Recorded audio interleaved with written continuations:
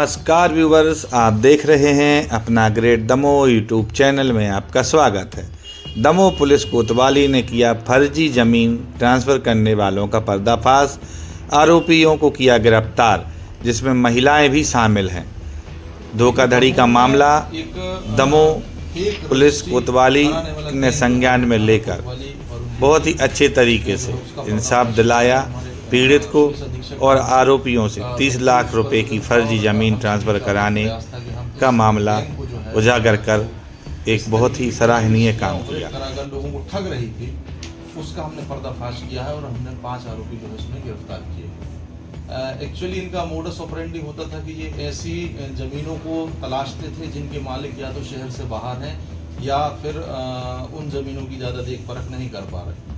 तो ये गैंग जो थी वो उस ज़मीन का एक फर्जी मालिक प्रोड्यूस कराती थी और उस फर्जी मालिक और कुछ लोग साथ मिलकर इस ज़मीन की एक फर्जी रजिस्ट्री करते थे, दस्तावेज तैयार करते थे और फिर एक फर्जी रजिस्ट्री कराते हुए एक ज़मीन के एवज में एक रकम जो है वो खरीदार से ठग ली जाती थी। बाद में जब खरीदार उस ज़मीन का नामांतरण कराने या उस ज़मीन पर कब्जा कराने पहुंचते थे तो उस ज़मीन का मूल मालिक जब इस पर आपत्ति लेता था और ये जब विवाद की स्थिति सामने आती थी तब ये खुलासा हो पाता था कि जो खरीदार है वास्तविकता में उसको ठग लिया गया है और फर्जी लोगों के द्वारा उस ज़मीन की रजिस्ट्री जो है उसे कर दी गई।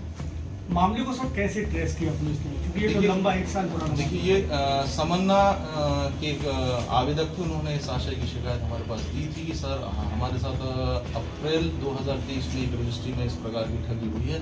जो ज़मीन हमने खरीदी थी उसका जब वास्तविकता में हम नामांतरण कराने पहुंचे तो ज़मीन की मूल मालिक जो है उसने आपत्ति दर्ज कराई और साथ ही साथ इस प्रकार की ठगी का अंदेशा उन्हें हुआ और उन्होंने इस आशय की शिकायत की। सर, फरियादी का नाम क्या है और आरोपियों के नाम क्या है? देखिए, शिकायत करता इसमें जो शोभाराम पटेल थे उन्होंने गाजीपुर में ज़मीन खरीदी थी और जब उन्हें पता चला कि वो ठगी का शिकार हुए हैं तो उन्होंने कुछ लोगों पर शक जाहिर किया। प्रथम दृष्टया हमें लगा कि वास्तविकता में आवेदक के साथ ठगी हुई है। जो लोग थे वो प्राइमा फेसी अज्ञात थे, बाहर के लोग थे, उनसे सीधा उनको ट्रेस कर पाना मुश्किल था। तो हमने इसमें पहले FIR रजिस्टर्ड करी और इसको गंभीरता से लेते हुए इसके पीछे बाकी हमारी साइबर की टीमें और मुखबिर की टीमें जो है वो लगाई गई। ट्रेस आउट करते हुए हम उन लोगों तक पहुंचे जो फर्जी तरीके से बेचावार बने थे, जिन्होंने रजिस्ट्री कार्यालय में पहुंचकर ज़मीन की रजिस्ट्री की थी, फर्जी दस्तावेज उपलब्ध जो है अपने बनवाए थे और खरीदार को ठगा था।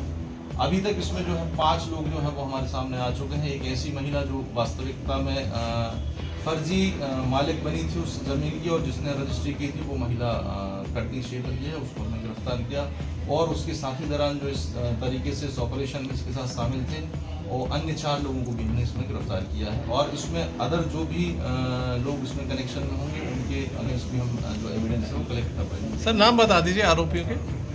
इसमें मेनली हमारे पास हरगोविंद पिता रामेश्वर पटेल हैं, गिरधारी पटेल, राजेश पटेल और गेंदाबाई और जानकी, 5 लोगों को जो हमने अभी हिरासत में लेकर पेश किया। कौन सी धाराओं में सर मामला था?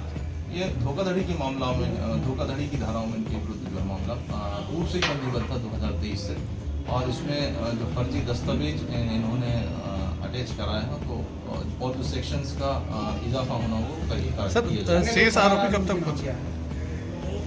अन्य 2 फरार आरोपी इसमें जो है चूंकि मैनिपुलेटेड तरीके से रजिस्ट्री में लोग खड़े किए थे, जो गवाह बने थे रजिस्ट्री के, तो उसका डेटा जो रजिस्ट्री में गवाह के रूप में है वो नाम अलग है, बट फाइनली जो व्यक्ति हमें इस जांच के दौरान सामने आएगा वो अलग है, तो उसका नाम खुलासा कर पाना संभव।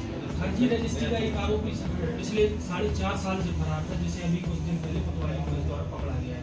तो क्या इस मामले में आप रजिस्ट्री करने वाले दस्तावेज लेखक को आरोपी नहीं मानते, क्योंकि पिछले मामले में रजिस्ट्री करने वाले दस्तावेज लेखक को आरोपी बनाया गया था, जो भी FIR? बेशक इसमें हम जो है ओपिनियन लेंगे, लीगल ओपिनियन किस तरफ जाता है। अगर ऐसा कोई एंगल आएगा, मुख्यतः ये जो फर्जी रजिस्ट्री का ट्रेंड है ये शहर में ऐसा डेवलप नहीं होना चाहिए और उसमें अगर कोई गैंग ऑपरेट हो रहा है तो उसका पर्दाफाश होना जरूरी है और इस बात से भी इनकार नहीं किया जा सकता कि इन लोगों ने कई और रजिस्ट्रियाँ की होंगी। हम इनकी रिमांड लेंगे और इनसे पूछताछ करेंगे। आपके माध्यम से शहर के लोगों को अवेयर भी कराएंगे कि इस तरह की खरीदी और बेचावारी जो है उसमें सतर्क रहें, इस प्रकार की ठगी का ये लोग आपको जो है शिकार न बना पाए। सर इस मामले में एक शिकायत भी लगी थी काफ़ी समय से। बिल्कुल लगी थी। शिकायतकर्ता ने पहले लिखित आवेदन भी दिया था, 181 की शिकायत भी कराई थी, but according to police approach हमारे पास इन्वेस्टिगेशन के दौरान ऐसे एविडेंस आने चाहिए जिसके बेसिस पे हम आरोपियों को अरेस्ट करके उनका जेआर और पीआर ले पाए। जब तक हमारे पास ऐसे एविडेंस नहीं हो सकते हम ऐसे किसी भी व्यक्ति को जो है अरेस्ट नहीं कर सकते।